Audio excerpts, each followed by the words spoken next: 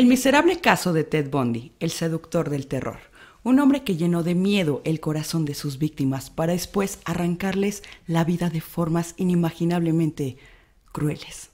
Pero la forma en la que él terminó fue en medio de gritos y desesperación en la silla eléctrica. Hoy descifraremos una de las mentes más macabras de la historia. Bienvenidos a La Ensoñación, mis queridos tejedores de pesadillas. Mi nombre es Fer Padilla, su asesora favorita en criminología. El día de hoy me encuentro con mi queridísimo hermano, el doctor Miguel Padilla. ¿Cómo estás, hermano?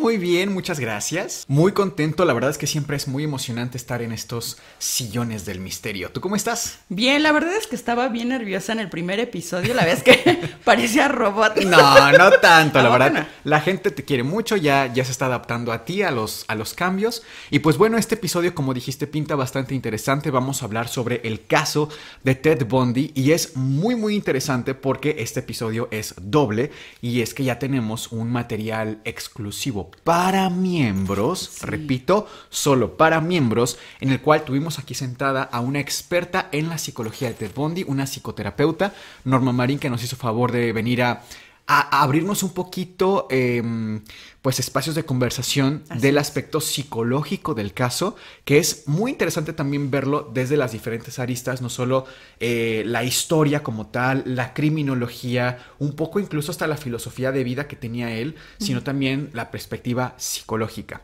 Pero repito que ese material solo está disponible para miembros. Si quieren hacerse miembros del canal, solamente pulsen el botón de unirme que aparece debajo de este video y listo. ¿Y qué te parece, Fer, si te arrancas con las invocaciones de esta noche? Va que va, yo quiero invocar con todo mi poder a Steffi Fitch 3164, quien es escoba voladora, y nos dice: hace un año me volví miembro y fue una de la mejor decisión. Me encantan sus videos, todos los episodios los he visto mientras estoy haciendo ejercicio, cocinando, a veces para dormir. Son interesantes y entretenidos, el mejor contenido de todas las plataformas sin duda. Muchas gracias, qué linda. También quiero invocar a Giomara Serrano Feria 9034, quien es miembro fantasma, y dice: hola Sergio, Miguel y Fernanda.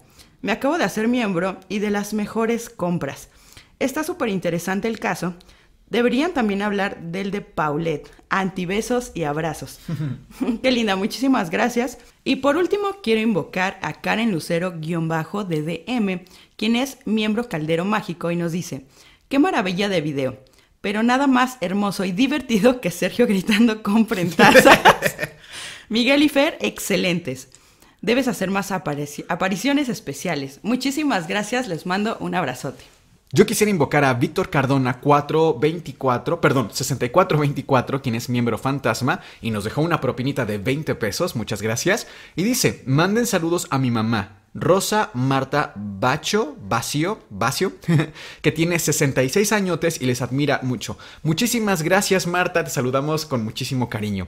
También invoco a Lilian Gala Tinius, me salió el aspecto médico, y dice, ella es miembro Caldero Mágico y dice: hola Miguel, Sergio y Fer, soy fan del programa, los escuchamos sin falta, mi mamá y yo cada que sale un nuevo episodio. Me encanta el contenido y el enfoque tan racional pero a la vez paranormal con la que abordan cada caso. Me encantaría escuchar la experiencia en la secta de Fer. Acabo de adquirir mi antitaza, pero no me atrevo a usarla para que no se borren las firmas. La tengo en un lugar privilegiado en mi anaquel. Muchísimas gracias, querida Lilian. Invoco también a María José Duff, quien es miembro escoba voladora. Y también, por último, invoco a Mariel Brigitte Sancarruiz, 5554, ese estuvo complicado, quien es miembro fantasma y nos deja un comentario que dice: me encantó este capítulo, excelente invitada, y sí me gustaría que relaten esa experiencia que tuvo al investigar una de esas sectas. Recuerdo que hace muchos años leí sobre sectas satánicas y sí escuché a Querétaro, es un tema que me interesa mucho. Como siempre, excelente Sergio y Miguel. Muchísimas gracias, querida Mariel. Y pues bueno, abrimos así este espacio lleno de ciencia, libros, magia e historias de terror. Esto es el Antipodcast. Pero ¿quién es Ted Bundy? ¿Cuál es el origen de este personaje que muchos califican como un monstruo, otros tantos como una víctima de las circunstancias? Para contestar esta pregunta tendremos que remontarnos hasta la trágica noche de la casa abandonada. Ubiquémonos en los años 40. En los años 40 encontramos a una bella joven de 22 años de nombre Eleanor. Okay. Eleanor tenía una Un carácter tranquilo, un carácter amable en realidad, pero una noche iba de regreso de la iglesia a su casa. Normalmente, y lo hacía en compañía de su mamá, e iban juntas de la iglesia a la casa, pero en esta ocasión no fue así. Eleanor iba sola. Okay. Mientras caminaba por la calle, escucha pasos que vienen del otro lado de la acera opuesta a la que ella caminaba. Y de pronto nota que hay una figura misteriosa en la neblina que se va acercando hacia ella. Intenta, desde luego, ante la sorpresa, distinguir el rostro de esta figura y se da cuenta que es un hombre al que no conoce, no sabe quién es. Ella intenta incluso saludarlo, pero el hombre se acerca de forma violenta a ella y le azota la cabeza contra el pavimento y comienza a golpearle el rostro en repetidas ocasiones. Llega a tal grado que ella empieza a gritar pidiendo ayuda, pidiendo auxilio, pero nadie acude. La arrastra el hombre a Eleanor hasta una casa abandonada en la que al ingresar nota que hay otros aproximadamente 10 hombres consumiendo bebidas embriagantes. Lo que pasa después es simplemente imposible de narrar, pero hubo gritos toda la noche mientras al mismo tiempo repicaban las campanas de la iglesia. A los pocos meses, Eleanor da a luz a un pequeño de nombre Ted. Concretamente un 24 de noviembre de 1946, esto ocurrido en Vermont. Aquí hay una información que nos empieza a hacer ruido porque no da a luz como tal en un hospital o incluso en su casa con sus papás, sino que lo hace en una casa, una especie de casa hogar que se llama Elizabeth Land. Desde aquí podemos detectar ciertas alarmas porque se dice y se comenta que durante el embarazo Eleanor tuvo diferentes complicaciones, vamos a llamarle, y es que el padre de Eleanor, abuelo del pequeño al que dio a luz meses más tarde, era sumamente violento. Era una persona muy agresiva, constantemente agredía tanto a la mamá de Eleanor como a Eleanor. Otro dato curioso que aquí les pongo sobre la mesa y que creo que es interesante para desenmarañar este caso es que Eleanor fumó durante todo el embarazo, así como también consumió bebidas embriagantes, supuestamente por un estado emocional después de lo ocurrido en la noche de la casa abandonada, que la llevó a un estado emocional pues poco favorable, vamos a decir. Okay. Cabe aclarar también que para muchos investigadores de este caso, la historia de la casa abandonada que les acabo de relatar es solo parte de un mito urbano. Okay. Y que en realidad el padre es un miembro o un ex miembro de la Fuerza Aérea que al momento que se enteró que Eleanor estaba embarazada simplemente pues corrió de sus obligaciones, se desentendió de la situación y no se supo más de él. Es por esto que el padre de Eleanor, abuelo de Ted, se hace pasar como el progenitor de Ted. Ojo aquí, hay que tener cuidado porque en diferentes relatos se llega a mencionar que el padre de Eleanor abusó de ella y por eso se dio todo esto. Sin embargo, eso no es real. Eso sería agregarle, digamos, pues información incorrecta e imprecisa. Lo que ocurre aquí es que Ted Bundy jamás conoció a su padre. No sabemos si los hechos de la casa abandonada son 100% reales, parcialmente reales o realmente hubo aquí alguien más involucrado como este sujeto pues desconocido de la Fuerza Aérea que se desentendió. Lo que sí sabemos es que el padre de Eleanor se hace pasar por el papá biológico de Ted Bundy y la mamá de Eleanor se hace pasar por la mamá. O sea, los abuelitos jugaron la posición de los papás del nieto, para que me entiendan. Eleanor se hace pasar por la hermana de Ted, de su hijo. Okay. Y aquí, ojo, porque trae implicaciones, obviamente, que hablaremos de ellas más tarde en el video de psicología, pero imagínense el rechazo que tenía desde que nace. Exacto. Y no solo del aspecto psicológico como tal, también vamos a verlo desde el punto criminológico. ¿Cómo fueron los primeros años de vida de Ted Bundy? Precisamente su madre, Eleanor, la madre biológica de Ted, constantemente le hacía saber que tenía un odio, un resentimiento, me atrevo a decir que incluso asco. A Ted. A Ted, sí. Todo el tiempo se lo hacía saber que no miden, de verdad no miden. Posteriormente, cuando Ted va creciendo a muy corta edad, estoy hablando de entre los 4 años a menos, desde el primero a 4 años, él empieza a vivir y a presenciar un entorno lleno de abusos y violencia por parte de su abuelo. Recordemos que él pensaba en este momento que era su padre biológico. Uh-huh. Entonces, imagínense este escenario de ver cómo tu padre llega totalmente embriagado uh-huh. y llega a golpear brutalmente a tu madre, quien crees que es tu madre, y a tu hermana. Y esto verlo constantemente. ¿Qué se supone que iba a aprender un niño de esta edad? Así que pueden imaginarse el trauma tan terrible que estaba en el niño. Uh-huh. Era un escenario totalmente espantoso. Nadie lo amó en realidad siendo tan chiquito. Exacto. Digo, no estoy justificando para nada sus acciones ya de grande, pero sí era muy cierto que nunca tuvo esta atención, este cuidado y este amor por parte de nadie. Uh-huh. Era más que obvio que el monstruo se estaba creando poco a poco. Ahora, cuando Ted tenía entre 4 y 5 años de edad, se muda junto con Eleanor, su madre biológica, esto a Washington. Una vez estando ahí, Eleanor conoce a un hombre del cual se enamora totalmente. Era un cocinero, ¿verdad? Sí, exactamente, era un cocinero. Y un año más tarde contrae matrimonio con él. Entonces, su nombre de esta persona, de este hombre, es John Bundy. Y de aquí nace, el apellido. Exactamente, porque adopta legalmente a Ted. De ahí exactamente nace Ted Bundy. Ahora, dentro de este matrimonio nacen 4 hijos, es decir, 4 medios hermanos de Ted Bundy. Bueno, también quiero recalcar hasta este punto que Bundy era un niño con una actitud sumamente retraída, fría y también muy poco social. Uh-huh. Constantemente al tener esta falta de amor por parte de lo que él creía su núcleo familiar, claro, uh-huh. Exactamente, él intenta hacer un vínculo emocional con su padrastro, es decir, con su padre adoptivo, con John. Pero constantemente es más que notorio que nunca lo logra. Entonces él empieza a distraerse, uh-huh.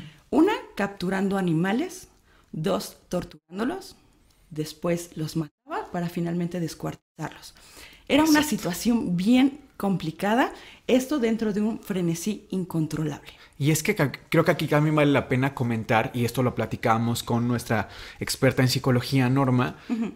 Que ella hablaba cómo la forma en la que él tenía para relacionarse era sumamente violenta. De hecho, también sabemos que, por ejemplo, el tema de los animales es un reflejo de eso, es un reflejo de claro. Él no tenía otras herramientas para relacionarse. Por ejemplo, también ella comentó esto, que es muy importante y también se los paso aquí como un dato, y es que el abuelo de Ted, quien para él en ese momento era su padre biológico, uh-huh. usaba y, pues sí, consumía pornografía altamente violenta, o sea, delante del niño, normalizando de alguna forma este tipo de relacionarse. Entonces, imagínense nada más, hagamos un pequeño recuento. Tenemos que la mamá, Eleanor, madre biológica me refiero, uh-huh. lo rechazaba demasiado. Todo el tiempo era un rechazo constante. Número 2, su abuela, quien jugaba el papel de la mamá, pues por mucha aceptación que tuviera, pues no era su mamá. Así es. Nunca le iba a dar la aceptación de una madre porque no era su madre y era un papel prácticamente que se le impuso. Uh-huh. Número 3, el abuelo, en este caso su papá, tampoco le dio una aceptación, era sumamente violento, era sumamente agresivo. Y por último, John Bundy, pues prácticamente lo único que le dio fue techo temporal y el apellido, porque tampoco tenía un vínculo. Y es interesantísimo aquí ver cómo en la psicología de un pequeñito, porque hablemos de Ted Bundy pequeño, o sea, yo lo decía con Norma, cómo a veces separamos demasiado a Ted Bundy adulto del pequeñito, pero sí. Vemos a Ted Bundy adulto y decimos, ¿quién es este monstruo? O sea, nos sentimos sumamente distantes, lejanos a la figura de Ted Bundy, pero todos podemos de alguna forma empatizar con Ted Bundy niño. O sea, ¿por qué nos cuesta tanto trabajo? Claro, porque tenemos ya un tema aprendido, incluso racional y comprensible, de juzgar. O sea, todo el daño que él hizo nos hace poner la etiqueta de monstruo, pero de alguna forma, ¿cuántas personas se vieron involucradas en esta fórmula para crear a ese monstruo, ¿no? Pasa algún tiempo más todavía estaba como en época preadolescente, como para la época de entrar a la universidad. Y es cuando en un momento de ataque, de molestia, de ira, Eleanor le dice, pues es que yo no soy tu hermana, yo soy tu madre. O sea, le cae todavía aquí de peso un dato aún más perturbador, y es que ya no solo su hermana lo rechazaba, sino era su madre, ¿no? Eso trajo una herida de abandono gigantesca que no miden en alguien tan joven. Llega a la universidad y adivinen ustedes qué carrera eligió Ted Bundy: psicología. Y no lo pongo aquí en contexto como un claro, es que estaba loco, escogió psicología, sino que incluso yo podría pensar, bueno, ¿por qué no Ted Bundy sabía un poco, estaba un tanto consciente de todas las heridas que tenía? O sea, probablemente su única forma de buscar ayuda era estudiar. Así es. Ser esa imagen de ayuda, ser esa figura de ayuda. No lo sabemos, o sea, todavía a este punto, creo que todavía justo es el momento, Fer, en el que Ted Bundy estaba en un estado crítico entre irse por un camino o por el otro. Sin embargo, ya las probabilidades eran poquísimas para irse por el buen camino. ¿Por qué? Porque todavía pudo todavía a través de estas herramientas de ser una persona un poco más funcional socialmente, irse por un camino positivo. Sin embargo, no fue así. Y es que en la universidad, que fue en Puget Sound, esta universidad que, dato curioso, la Universidad de Puget Sound es una universidad en realidad vieja, por no decir clásica. Okay. Es una universidad que se creó por ahí de 1888.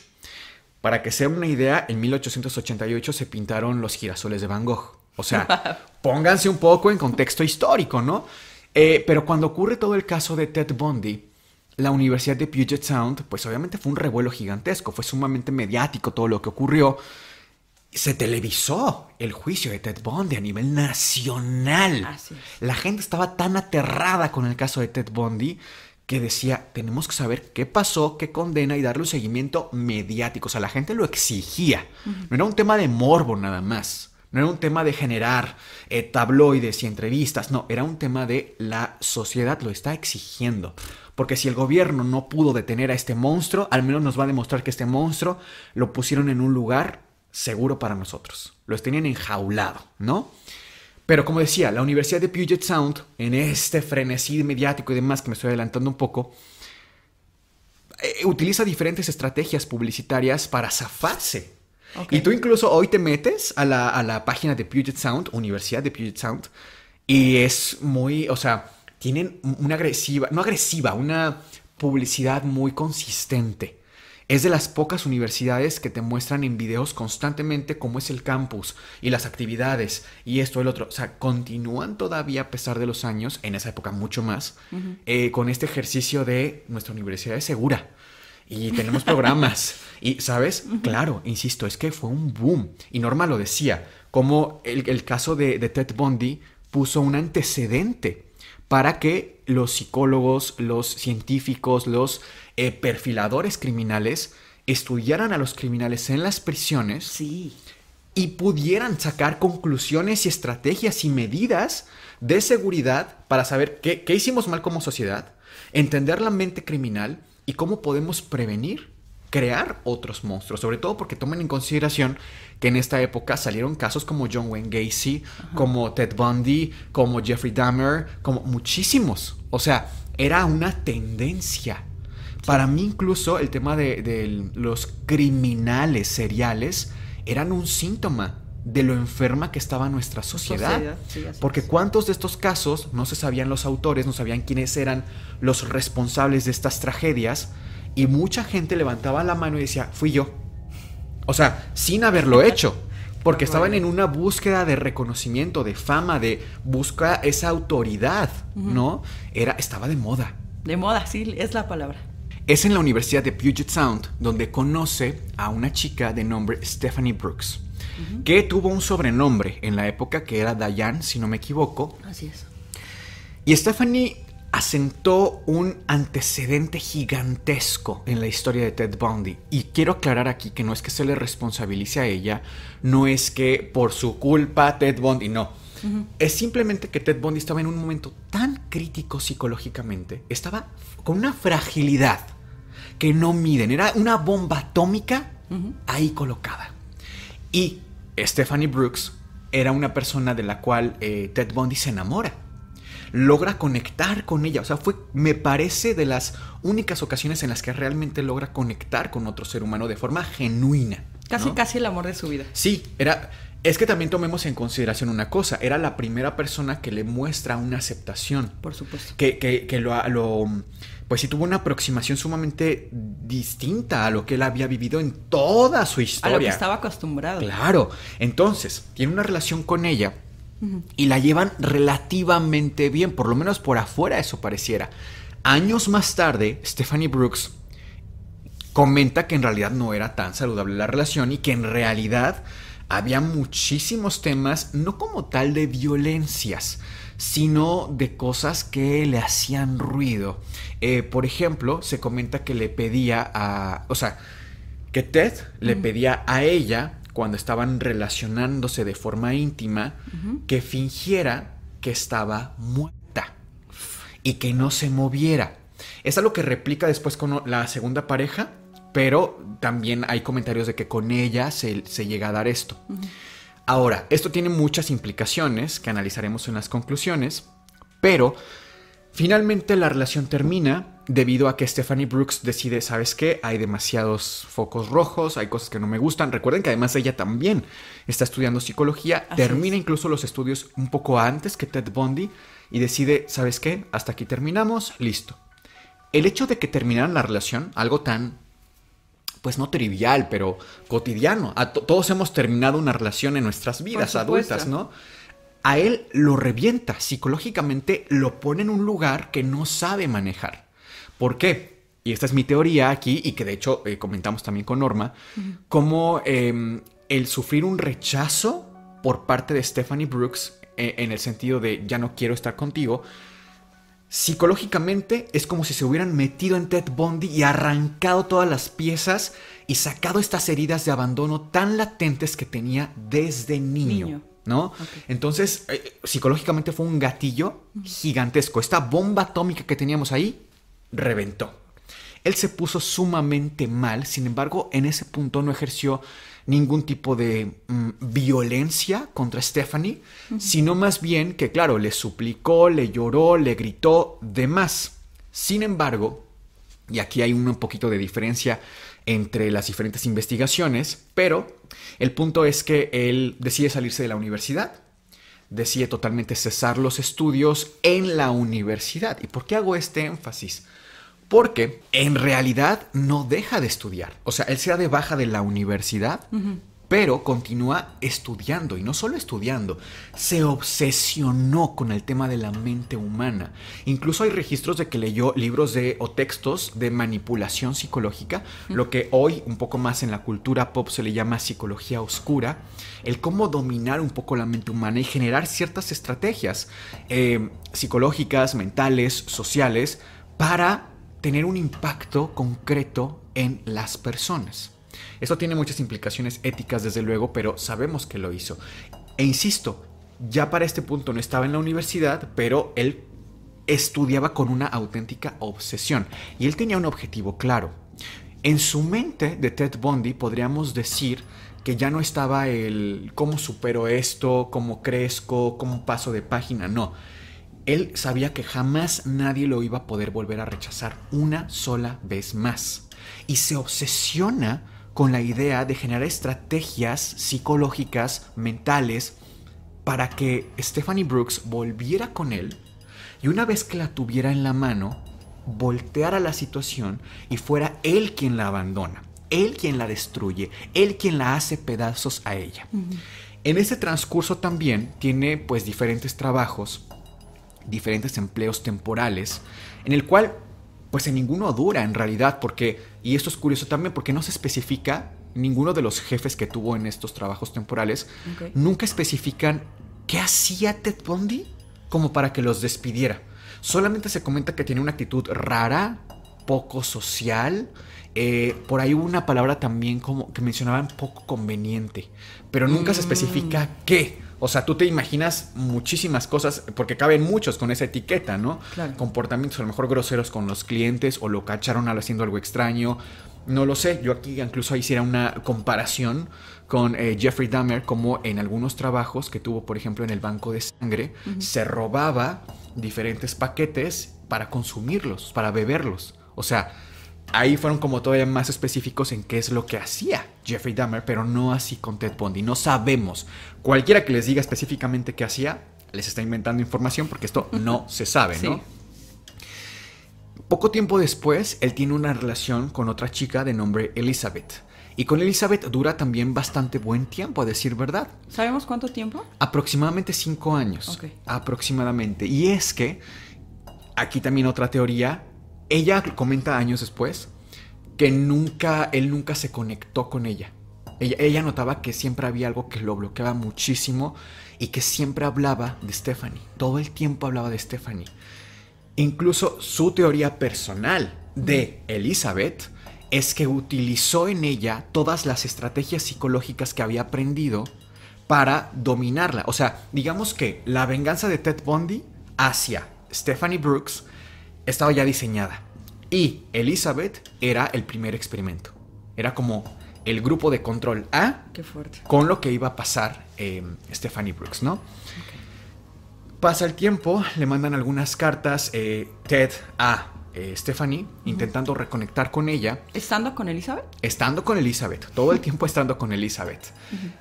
Y en ese momento también es cuando él se mete a estudiar leyes. No se sabe exactamente si fue en este tiempo que ya empieza como sus estudios independientes y después ingresa propiamente a la universidad, porque vuelve a la universidad, ¿eh? Así es. Vuelve a la universidad para estudiar derecho, estudiar leyes. Pero se piensa que desde antes él ya estaba interesado de forma autodidacta en esta área de conocimiento. ¿Y qué crees? Que logra llegar otra vez a tener una relación con Stephanie. O sea, después de tanto insistir. Después de tanto insistir, logra su objetivo. Están juntos algún tiempo hasta que, exactamente, tal como lo tenía planeado, calculado precisamente, ocurrió. Ted Bundy tenía en sus manos el corazón, casi literalmente, de Stephanie Brooks. Y es en este punto que la deja. La abandona, pero ojo, y ella misma lo dice ya siendo una psicóloga. Ella asume, ella acepta cómo es que él ejerció todas estas estrategias para volverla dependiente de él. O sea, auténticamente había un plan diseñado sobre la mesa para que ella se volviera dependiente de él, y de alguna forma lo logra porque ella queda devastada. Y es así que ya teníamos en las manos el prototipo de un manipulador profesional. Y aquí entra la pregunta, ¿en qué momento Ted decide acabar con la vida de otra persona? Para eso tenemos que regresar en el tiempo y situarnos en el año de 1974. En este momento Ted ya sabía, como tú bien mencionabas, envolver a una persona, cómo manipularla y cómo atraerla a su vida delictiva de formas totalmente oscuras. Entonces, llega un momento en donde él se hace la poderosísima pregunta para él: ¿puedo acercarme tanto a alguien como para arrancarle la vida? Karen Sparks, 18 años, la primera víctima de Bundy, fue atacada mientras dormía el 4 de enero de 1974. Era estudiante de la misma Universidad de Washington. Ted Bundy tomó una barra de metal, clavándosela en las partes íntimas. Sobrevivió, pero estuvo 10 días en coma y sufrió daño cerebral permanente. Despertó sin recuerdos por la brutal golpiza. Febrero de 1974. Linda Ann Healy, 21 años, estudiante de la misma universidad de Ted Bundy, fue secuestrada y se encontró flujo sanguíneo en su cama, y 14 meses después de su desaparición, solo se encontraron su cráneo y los huesos de la mandíbula de Linda en Taylor Mountain, a 1 hora de su casa. Marzo de 1974. Donna Gail Manson, 19 años. Ella solo iba caminando a la escuela cuando desapareció. Su cuerpo nunca fue encontrado. Años más tarde, Ted aseguró haber quemado el cráneo de Donna en la chimenea de su novia, Elizabeth. También comentó: de todas las cosas que le hice a Liz, es probablemente la que menos me perdonaría. Abril de 1974. Susan Elaine Rancourt, 18 años. Desapareció en un campus universitario. Algunos testigos aseguraron que un hombre llamado Ted se acercó al lugar y que llevaba un cabestrillo en el brazo. Mayo de 1974. Roberta Caitlin Parks, 20 años, desapareció al salir de la universidad cuando iba en camino a una cafetería. Tiempo después se encontró su cráneo en Taylor Mountain. Junio de 1974.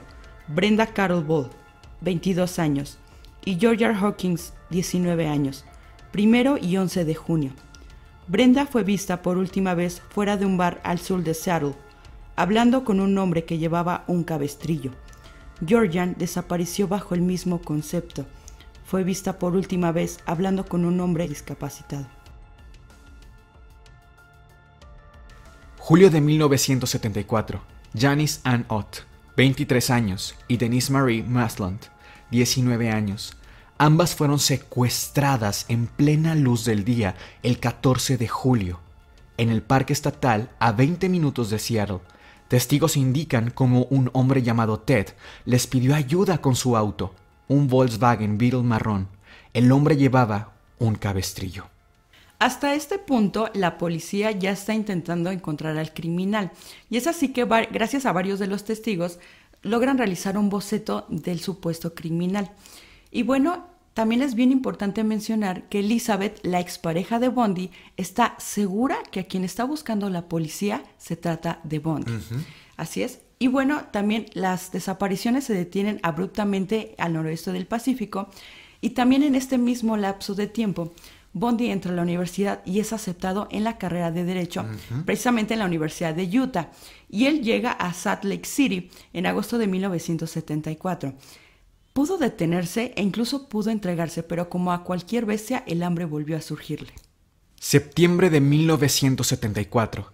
Ted levanta a una chica no identificada tras pedir ayuda para trasladarse. Fue violada y estrangulada. Sus restos fueron desechados en el río, cerca. Al no sentirse satisfecho al día siguiente, regresó en busca del cuerpo para fotografiarlo y descuartizarlo. Octubre de 1974. Nancy Wilcox, 16 años. Desapareció tras ir de compras y testigos aseguran ver a la chica viajando en un Volkswagen. Nunca fue encontrada. Sobreviviente del 11 de octubre del mismo año, Ted se acerca con Rhonda Stapley. Ella esperaba el autobús para ir a la universidad. Él le ofrece llevarla en su auto y ella acepta. Ted se desvía del camino y la estrangula y la viola en repetidas ocasiones. Él le da la espalda por un momento y ella corre por su vida, saltando a un río cercano. Aunque sobrevivió, fue tan brutal que Rhonda no habla de esto hasta el año 2011, casi 40 años más tarde de los hechos. Octubre de 1974. Melissa Ann Smith, 17 años, y Laura Ann Aim, 17 años. Melissa era hija de un policía local y desaparece después de encontrarse con un amigo en la pizzería. Su cuerpo fue encontrado 9 días después en Summit Park, en las montañas.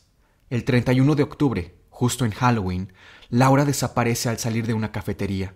Unos excursionistas encuentran su cuerpo desnudo y congelado en las montañas, a un mes después de su desaparición. Ambas fueron golpeadas, torturadas, violadas y asfixiadas con medias de nylon. A estas dos últimas víctimas, Ted decide ponerlas presentables para su familia. ¿Qué quiere decir esto? Él toma sus cuerpos y decide primeramente lavarles el cabello, para posteriormente maquillarlas y deshacerse nuevamente de los cuerpos. Y en serio, que no paró. Mencionaremos a más de las chicas por respeto. Carol Darroch, 18 años. Ella logra escapar con unas esposas colocadas en las manos. Ella sería pieza clave más adelante para detener a Bundy, aunque aún no lo sabía. Enero de 1975. Ellen Campbell, 23 años, Aspen, Colorado. A ella la reportaron rápidamente ya que estaba en un hotel con sus hijos y su esposo. Iban a cenar cuando de hecho nunca llegó. Ted ya se la había llevado. Marzo de 1975. Julie Cunningham, 26 años. Testigos vieron a Bundy hablar con ella mientras él usaba unas muletas. Abril de 1975. Dennis Lynn Oliverson, 24 años. Sale en bicicleta hacia casa de sus padres después de una discusión con su esposo. Desaparece y su bicicleta es encontrada debajo de un viaducto. Mayo de 1975. Lynette Culver, 12 años. La más joven de todas. Fue secuestrada en Idaho el 6 de mayo. La abusó sexualmente y la asesinó en una bañera de un hotel. Su cuerpo fue arrojado en un río. Nunca ha sido encontrado. En agosto de 1975, Ted se encontraba manejando y en una mera revisión de rutina, un oficial decide detenerlo para pedirle que se identifique. Es así que el oficial se acerca al vehículo y nota ciertas cosas que le parecen muy sospechosas. Sí, como que encuentra cosas dentro del coche, del ¿verdad? Vehículo, así es. Tales como máscaras, unas esposas de las que usan los policías y también ciertos artefactos que parecen armas. Era una barra de metal, una cuerda de cuero y un picahielos. Obviamente al oficial se le hace sumamente sospechoso y se le pone bajo investigación. Gracias a esto, días después se logra dar con el Volkswagen que manejaba anteriormente Bundy, ya que lo había vendido a un chico días antes, a otro chico que no tenía nada que ver en el caso. Ahora, se analiza este carro, el Volkswagen, y se encuentran pistas y evidencia física que lo vinculan a las desapariciones de varias de las mujeres. Que esto ya nos habla también de cómo es que Bundy para este momento ya sabe que lo están buscando. Seguramente hasta vio los bocetos de rostro de que habían hablado los sobrevivientes o incluso algunos testigos que lo vieron con el cabestrillo o con las muletas. Entonces, ya en este momento él ya sabe que lo están buscando. Así es. Y bueno, días más tarde, Carol Darronch, que es la chica que mencionábamos, que logró escapar de Bundy con las esposas puestas, lo identifica como su agresor. Esto el 2 de octubre del mismo año. Bundy es condenado por el secuestro de Darronch y sentenciado en junio de 1976. Increíblemente, él solicita llevar su propia defensa, ya que recordemos que él había estudiado leyes, sí, es decir, exacto. Era abogado. Y esto es aceptado por el juez. Él sabía que no podía escapar ya de ninguna de esta situación, que no había poder alguno que lo salvara, y él iba a intentar escapar, obviamente. Y es así que en uno de los juzgados, estando en uno de sus juicios, él solicita a ir a, digamos que era un tipo biblioteca o algo por el estilo, esto en un segundo piso, dentro del juzgado. Y él pide ir a este lugar para llenarse de información y defenderse. Es así que también lo acepta el juez, él va a este lugar e inmediatamente voltea y ve una ventana. No la piensa y se lanza al vacío. Recordemos que era un segundo piso. Se hace un esguince al caer en el tobillo, pero 6 días más tarde es capturado nuevamente. Bundy vuelve a escapar de prisión. Sí. Es así que él hace todo un plan. De película, ¿eh? Sí, literal. Literalmente. Él consigue una sierra, estando dentro de su celda, consigue una sierra y logra bajar 16 kilogramos aproximadamente de peso. El día de los hechos fue el 30 de diciembre de 1977. Él se encontraba precisamente en su celda y primeramente coloca una fila de libros en su cama y la cubre con sus sábanas. Obviamente eso para que cualquier oficial que pasara, cualquier pensara persona, que estaba ahí. Exactamente, el bulto, ¿no? Ahora, hace el hoyo, ya hecho el hoyo en el techo, él se sube y empieza a caminar por los ductos. Empieza a avanzar por los ductos hasta llegar a una oficina de un oficial que no se encontraba de guardia ese día, y él observa y desciende a esta oficina. Nota un armario del oficial en donde tenía ropa. Él toma ropa, se la pone y se escapa. ¿De película? ¿En serio? Así es. Finalmente Bundy viaja de Colorado a Chicago, después a Michigan, después a Atlanta y finalmente a Florida, donde su vida criminal continuó. Enero de 1978, Cheryl Thomas, 21 años, al sentirse aún insatisfecho, irrumpió en el departamento de Cheryl. Le fracturó el cráneo y la mandíbula. Tras la agresión, su vecino escuchó sus gritos y pudo escapar con vida, por supuesto con daños graves como sordera y el fin de su carrera en la danza. Llegó la policía y encontraron una máscara de nylon y lograron obtener una muestra de ADN de Bundy. Si antes no tenía cuidado en sus actos, ahora ni siquiera le importaba. Solo estaba demostrando la bestia que era y no iba a parar. Ted ya tenía a la policía literalmente tocándole los pies, Sí. pero esto no le impidió cometer su último asesinato. Como él decía, bajo sus palabras, él quería cerrar con broche de oro, y aunque trató de conseguir a una víctima más joven, solamente consiguió una niña de 12 años. Febrero de 1978, Kimberly Leach. El 9 de febrero fue secuestrada cerca de su escuela en Lake City, Florida. 2 meses después, su cuerpo fue hallado a 35 millas de distancia, en el parque estatal del río Sonnen. Ted Bundy ya sabía que en cualquier momento iba a ser capturado, y lo que hizo fue darse a la tarea de tomar su auto con todo su equipo que tenía para sus actos, vamos a llamarle, e iba por todas las carreteras conduciendo como un zombie, esperando encontrar a una mujer como víctima o a un policía como su cazador. Y es así que el 15 de febrero de 1978, Ted se encuentra nuevamente manejando, pero erráticamente. Y un oficial de policía llamado David Lee lo detiene y le empieza a pedir que se identifique. El oficial se acerca al vehículo de Ted y nota ciertas credenciales de varias mujeres y tarjetas de crédito robadas aparentemente. Y hasta un televisor, cosa extraña. Ahora, se empieza a investigar y se detecta que el vehículo que está manejando Bundy tiene un reporte de robo. Es así que el oficial David Lee intenta detenerlo, pero Bundy, en un trato de intentar escapar, empieza a forcejear con el policía y le pega y se echa a correr. Entonces el oficial David Lee saca su arma y lanza 2 disparos al aire en señal de advertencia. Exacto. Es así que Bundy se detiene y por fin lo toman, lo detienen. Ted Bundy es condenado a 3 penas de muerte. Durante este tiempo, Ted casi nunca habla ni confiesa los crímenes, dando muy pocas pistas, casi nulas. También indica que no sabe cómo los investigadores, al revisar su casa, no se percataron de fotografías instantáneas de sus crímenes. ¿Qué tenía en su domicilio?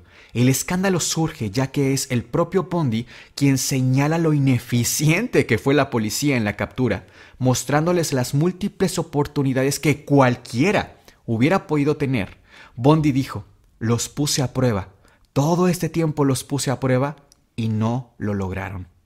Se llega a hablar con Elizabeth, su expareja, y se le pregunta que por qué ella sospechaba de Ted, a lo que responde que él guardaba cosas extrañas como bolsas repletas de ropa de mujer o muletas. La gente estaba enfurecida y quería no solo justicia, sino venganza. Durante todo este tiempo había toques de queda, medidas de seguridad en las escuelas. Ted se convirtió en una leyenda del terror urbano. En eso que ninguna mujer quería ver cuando escuchaba pasos al otro lado de la calle. La gente exigía saber exactamente cada detalle del caso e incluso que se televisaran las audiencias. Finalmente se transmite por primera vez en los Estados Unidos un juicio televisado a nivel nacional. Increíblemente, estando Bundy en una de sus últimas audiencias, le solicita a una chica que se encuentra dentro del público, por así decirlo. Sí, eso estuvo una locura, ¿eh? Súper fuerte. Ella se llama Carol Ann Bond y ella es una expareja de Bundy y ex compañera de trabajo. De frente del juez le pide matrimonio y ella, no sé cómo decirlo, le dice que sí, literalmente. Sin más papeleo, sin mayor complicaciones, ellos contraen matrimonio y ellos tienen una hija en 1982. Esto porque Carol sobornaba a los oficiales que tenían en guardia a Bundy para mantener relaciones íntimas. Sí, para tener visitas conyugales, ¿no? Que de aquí también, o sea, qué tan enferma es la sociedad, es justo lo que les decía. Todo este tema de los asesinos seriales eran un síntoma de lo enferma que estaba la sociedad, porque Ted Bundy tenía literalmente club de fans en todo el mundo. Sí. Dios. Era impresionante, la verdad. Y bueno, una noche antes de su ejecución, Bundy confiesa 30 homicidios, pero se sospecha que hubo más de 100, ya que el religioso que lo acompañó en sus últimos días de vida piensa y confiesa, de hecho dice, que está consciente de que Ted ni siquiera sabía ya cuántas víctimas había asesinado. Sí. No era ya consciente ni llevaba la cuenta. Es así que llega el 24 de enero de 1989 y llega el día final de Bundy. Es así que se sienta en la silla eléctrica, siendo observado por todos ellos testigos que querían por fin ver a su pesadilla morir. Y pasamos así a las conclusiones, que desde luego, como siempre, les invitamos a que ustedes dejen la suya en la sección de comentarios. Pero, ¿te parece? ¿Empiezo? Adelante, por favor, hermano. Pues dentro de mis conclusiones yo les podría compartir, como médico me llaman la atención varios aspectos. Número 1, sabemos que Eleanor fumaba desde el embarazo. Sabemos que el padre, es decir, el abuelo de Ted Bundy, también fumaba, y toda la serie de violencias que se vivieron durante la gestación. Esto es bien interesante porque sabemos hoy como médicos que personas que están embarazadas, que están llevando una gestación, es decir, en este tiempo me refiero de gestación, y que están fumando o que tienen contacto con alguien que fuma, con el tabaquismo como tal, tienden a tener bebés de menor peso al nacer, por algo que se llama restricción del crecimiento intrauterino. Okay. ¿Y qué implicación es todo esto? La implicación principal es que uno de los órganos que más sufren, fetalmente hablando, ante el tabaquismo de la madre o de alguien cercano, es el cerebro. El cerebro se ha visto que es mucho más pequeño en aquellos que son producto de una gestación en la que hubo tabaquismo de por medio y también, pues obviamente, bebidas embriagantes. Entonces, desde aquí ya el cerebro de Ted Bundy no era, digamos, el típico, vamos a ponerle, o no estaba en su mejor estado fisiológico por este antecedente, que parece una tontería, pero es que al final de cuentas este tipo de casos no se deben a un solo componente, ¿no? Pensar, por ejemplo, bueno, hablemos de la genética de Ted Bundy. Tendríamos que hablar aquí también que no existe, o al menos hasta donde nuestra ciencia hoy día llega, un gen asesino. O sea, no existe un gen detectado todavía que digamos, hay que quitar este gen porque es seguro que no sabemos si hay un gen específico que si sabemos que dejamos a nivel genético, en el futuro nos dé el resultado un comportamiento violento, un comportamiento antisocial, ¿no? Okay. Eso no ha llegado a ese punto. Es un componente más bien epigenético. ¿Qué quiero decir con esto? Que factores quizá genéticos que aún no descubrimos científicamente juegan con componentes ambientales. Que eso, una persona que incluso no tiene el más mínimo grado de estudios, tú ves ese nivel de violencias que está sufriendo un niño de 4 años y dices, esto no va a acabar bien. Sí, ya es un foco rojo, sí, claro. Dices, esto no puede terminar bien y no tienes que ser el experto en psicoanálisis o el neurocientífico ni en nada. Lo sabes, es sentido común. Entonces, esta fórmula se veía venir con mucha antelación. Claro, el componente social, psicológico, que ya hablamos con nuestra psicoterapeuta, que les recomendamos que vayan a ver ese material para que complementen muy bien, porque de verdad pienso yo que es un caso interesante a nivel de estudio, pero que sin lugar a dudas se logra desenmarañar mucho más abordando las diferentes perspectivas. Por supuesto.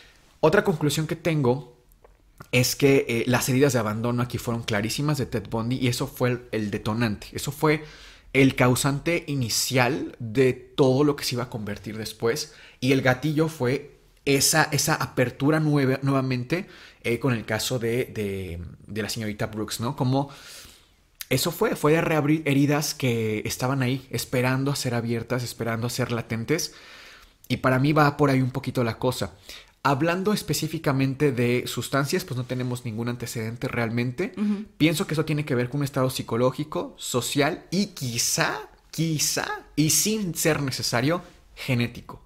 Pero la fórmula de lo que hablábamos en el episodio también, como es, bien difícil el no ver reflejado a Ted Bundy niño en nuestros niños actuales. O sea, todos conocemos o tenemos un familiar o el hijo de una amiga, el hijo de una hermana, el hijo de una prima, quien sea, que tiene heridas de abandono desde los 4 años, desde los 7 años. O sea, que dices, oye, ¿cómo? ¿Cómo es posible que además ellos estén tan conscientes de estas heridas? Sí, estos casos son sumamente cercanos y están mucho más cerca precisamente de lo que pensamos. Y es por eso que decidimos hacer ese material con nuestra psicoterapeuta, porque creo yo que sí podemos aprender mucho de este caso y detectar ciertos focos, porque otra cosa que hablábamos es si Ted Bundy era un psicópata, un sociópata, perdón, y cómo identificar estos patrones. Y ya nos explicaba, adelantándonos un poquito aquí, por si gustan ir a ver ese material, que él tenía ambos, era una persona con sociopatía y una persona con psicopatía.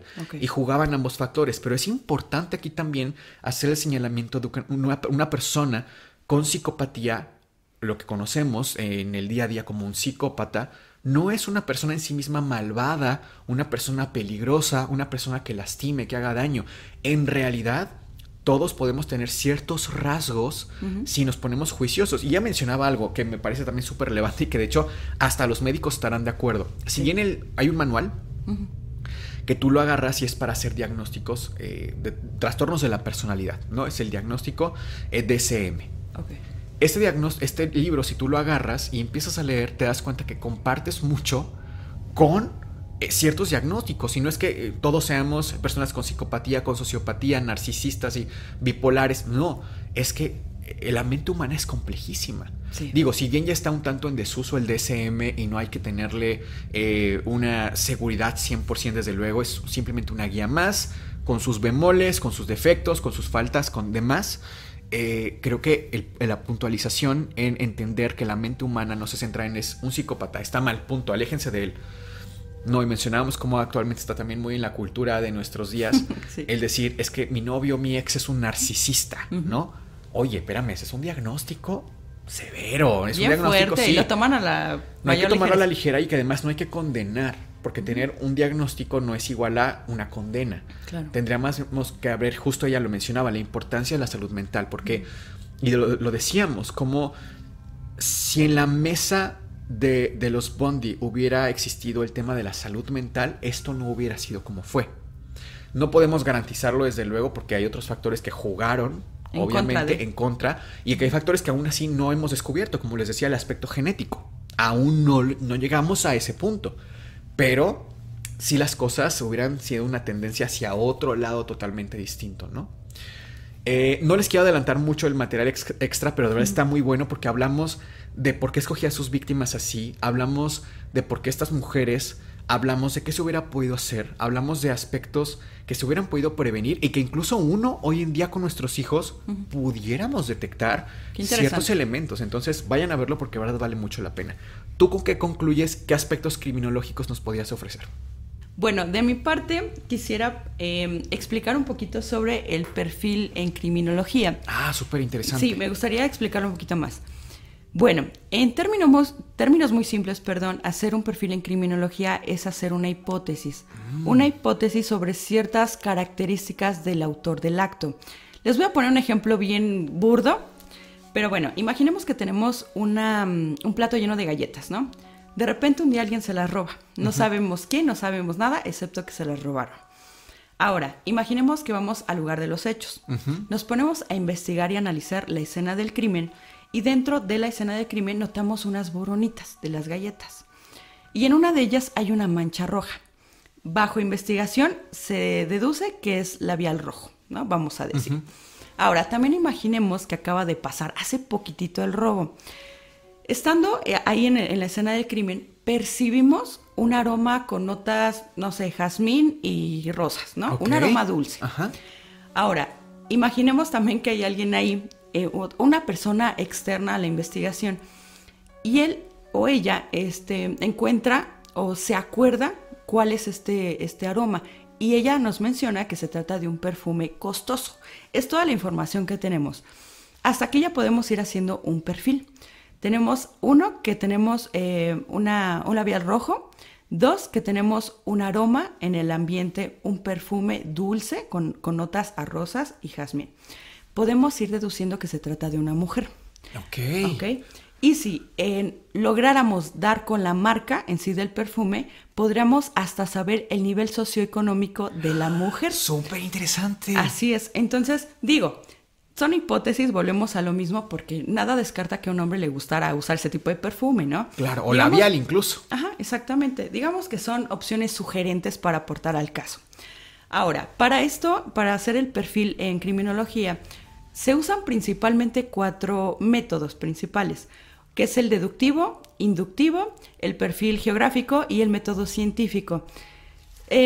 Oye, está súper interesante esto, perdón, sí. Es que estoy así, mira, con cara de wow, ok. Ajá. Sí, bueno, se los explico súper resumido cada punto. Sí, me imagino que es muy extenso. Sí, es muy extenso. Pero bueno, el método deductivo, tenemos que ir a la escena del crimen. Ahí se hace una investigación muy exhaustiva, se analiza toda la escena del crimen y se arrojan cierta información principal y fundamental para aportar al caso.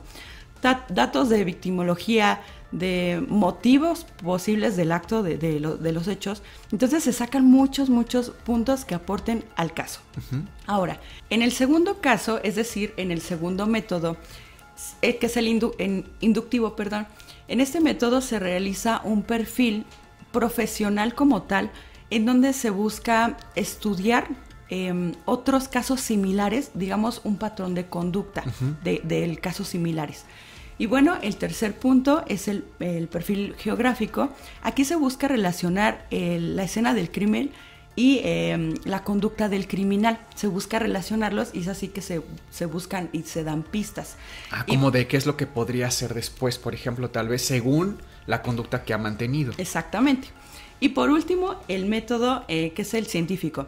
En este método hay 3 puntos principales uh-huh. que se tienen que llevar a cabo, que es la observación, la hipótesis y la experimentación. Yeah. Okay. Es muy literal el significado de cada punto, que es la observación. Literalmente se realiza un análisis exhaustivo también del caso. Aquí es donde surgen las preguntas.